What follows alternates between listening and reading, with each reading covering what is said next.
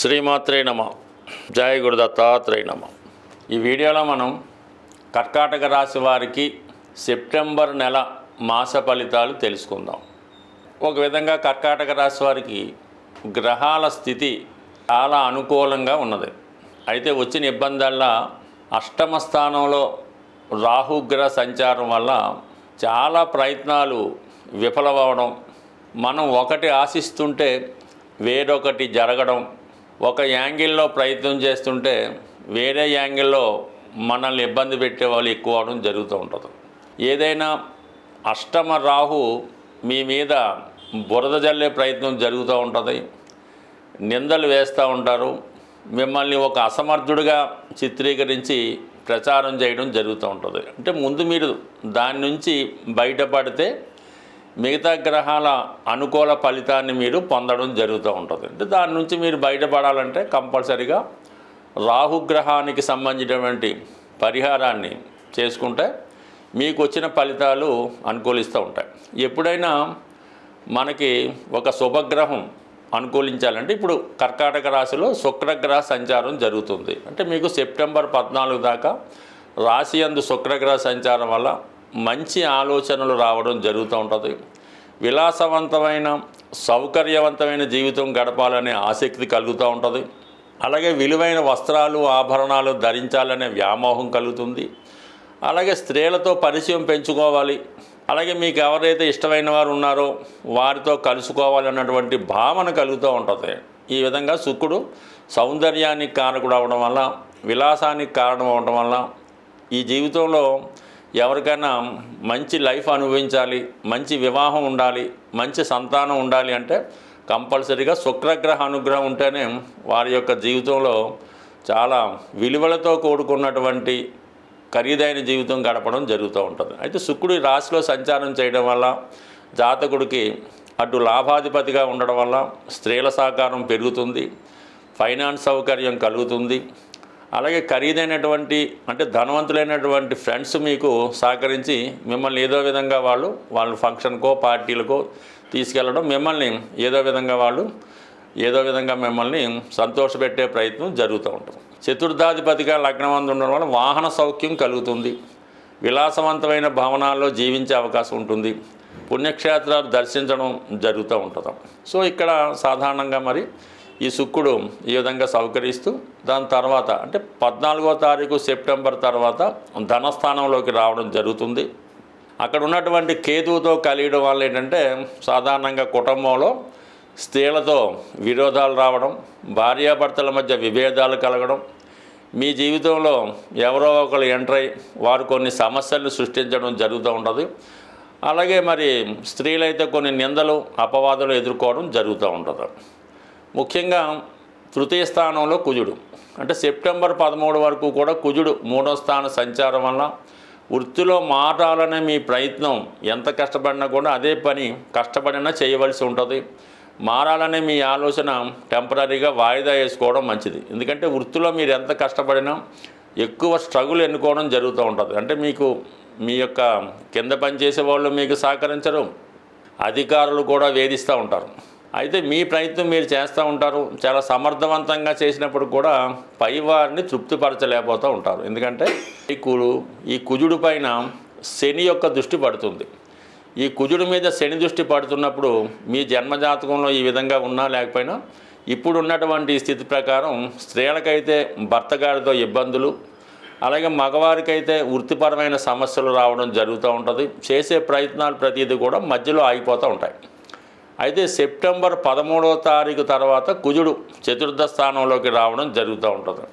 అంటే అప్పుడు మీకు ఆటోమేటిక్గా ఏదైనా స్థిరాస్తి కొనాలనే ఆలోచన నెరవేరుతూ ఉంటుంది.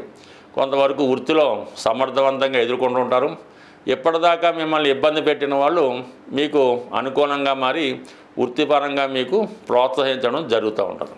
ఇవన్నీ ఒక పక్కన పెడితే ఇంచుమించుగా ఈ నెల 15 వరకు మనకి ధనస్థానంలో ధనాధిపతి రవితో పాటు వ్యయాధిపతి బుధుడు కలిసి ఒక బుధాదిత్య యోగాన్ని, ఒక నిపుణ యోగాన్ని ఏర్పరచడం జరుగుతూ ఉంటుంది. అంటే ప్రభుత్వానికి చెల్లిన పన్నులు, ట్యాక్సులు వగైరా చెల్లించాలి, ప్రభుత్వ పథకాలు మీకు అనుకూలంగా వస్తాయి. అంటే ఏదైనా మనం ప్రభుత్వ సంబంధించి ఏదైనా కొనాలంటే కొంత ధనం కూడా కట్టాలి కాబట్టి ప్రభుత్వ పథకాలు మీకు అనుకూలంగా రావడం, అలాగే మీకైనా స్టైఫండ్ కానీ పెన్షన్ కానీ అలాగే ఆగిపోయినటువంటి ధనం కానీ వచ్చే అవకాశం ఉంది. అంటే రవి ధనస్థానంలో ఉండడం వల్ల అప్పుడు గవర్నమెంట్ సహకరిస్తుంది, మీరు చిన్నవాళ్ళు అయితే మీ తండ్రి గారి సహకారం, గురువుల సహకారం ఉంటుంది, అలాగే మీ యొక్క పిల్లల సహకారం కూడా మీకు లభించే అవకాశం ఉంది. సో బుధుడు ధనస్థానంలో ఉన్నప్పుడు ధన సంపాదించాలనే ఆలోచనలో రకరకాలుగా ప్రయత్నాలు చేస్తుంటారు. మీ యొక్క వాక్చాతుర్యం పెరుగుతూ ఉంటుంది. ఏదో విధంగా మరి ఇంచుమించుగా మనకి ఈ 17వ తారీఖు తర్వాత అంటే సెప్టెంబర్ 17 తర్వాత రవి మళ్ళా కన్యారాశిలోకి ప్రవేశిస్తాడు. ఈ కన్యారాశిలోకి ప్రవేశిస్తూ దాంతోపాటు బుధుడు కూడా అక్కడే ఉంటాడు.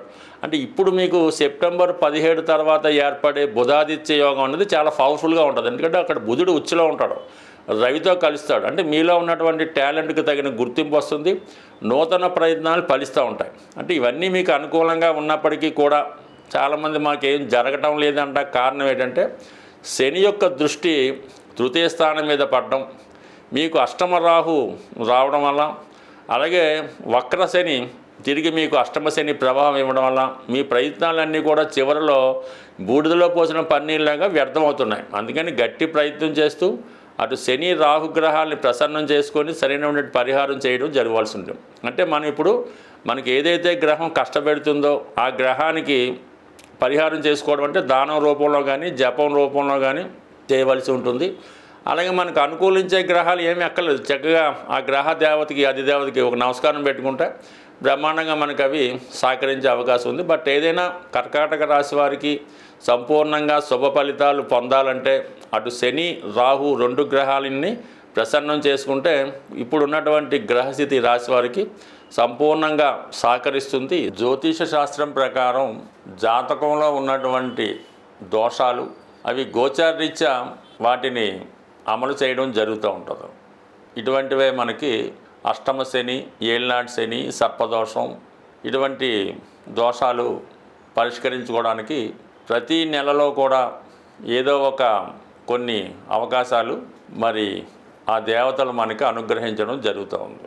అందులోనే ముఖ్యంగా ఈ మాస శివరాత్రి, సంకష్టాల చతుర్థి లాంటివి ప్రతి నెల రావడం జరుగుతూ ఉంటుంది.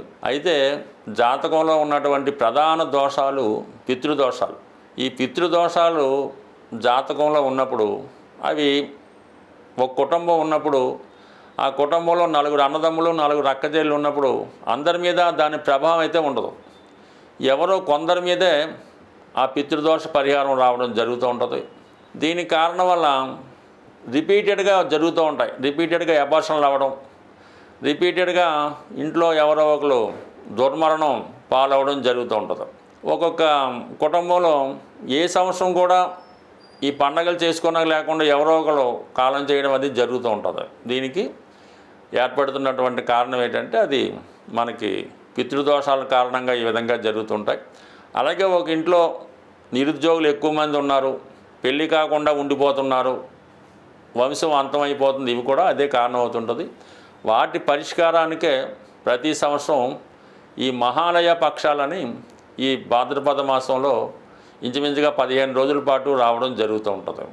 ఆ సమయంలో మీరు పితృదేవతల్ని సంతృప్తిపరిచే విషయంలో మీ యొక్క ఆచార ప్రకారం విధి విధానంగా దానికి సంబంధించినటువంటి పరిహార క్రియలు చేసుకోవలసి ఉంటుంది. మరి అది చాలా రకాలుగా చాలా ఆచారాలు ఉంటుంటాయి.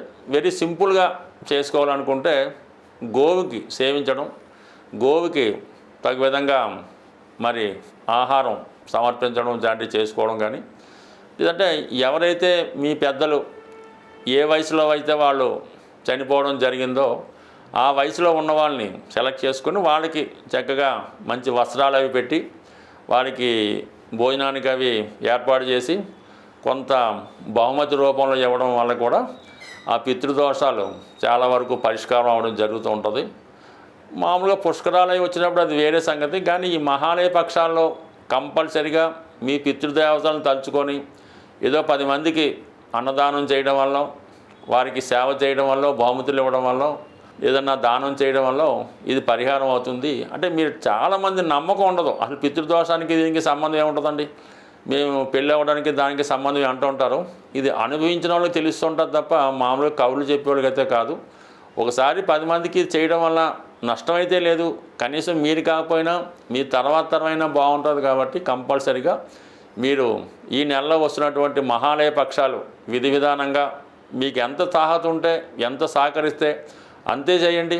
పెద్ద ఎక్కువేమక్కర్లేదు, ఒక వ్యక్తికి చేయండి చాలు, సరిపోతుంది. బట్ ఏదైనా మనం చేసిన దాన్ని బట్టే భగవంతుడి యొక్క ఫలితం కూడా ఉంటుంది. పితృదేవతలు అన్నా కూడా కేవలం భగవంతుడితో సమానంగానే ఉంటారు తప్ప వాళ్ళేం పర్టికులర్గా ఏం కాదు. ఇదంతా కూడా సమాజం యొక్క శ్రేయస్సు కోసం, మన యొక్క మంచి కోసం మన ఋషులు మనకు నిర్ణయించారు. ఆ ఋషుల యొక్క గోత్రంతో మనం వెళ్తున్నాం కాబట్టి ఇది సదా ప్రతి ఒక్కరి మీద దీని ప్రభావం చూపుతుంటుంది. అది ఎల్లవేళ చూపించాలని రూల్ లేదు, ఎప్పుడో ఒకసారి దాని ప్రభావం వస్తూ ఉంటుంది. దాన్ని కొంతమంది బలవుతుంటారు. అలాగ అవ్వకుండా ఉండడానికి ఈ పరిహారాలు చేసుకుంటే సర్వదా అందరూ ఆనందంగా ఉండాలి, అందులో మనం ఉండాలన్నటువంటి సిద్ధాంతం ప్రకారం మరి సర్వేజన సుఖినో భవంతు. శాంతి.